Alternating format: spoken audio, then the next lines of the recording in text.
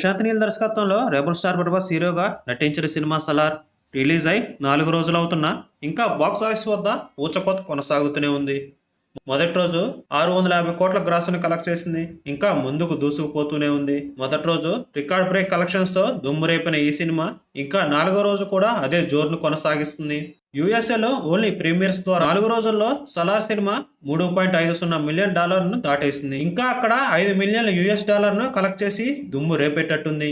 నైజాంలో Salaar cinema 23.25 కోట్ల range లో share ని సొంతం చేసుకుని సంచలనం క్రియేట్ చేసింది. నైజాంలో సలార్ కంటే ముందు RRR పేరు మీద ఆల్ టైమ్ రికార్డు ఉంటుంది. ఇంకా 2 తెలుగు రాష్ట్రాల్లో అయితే మామూలుగా లేదు.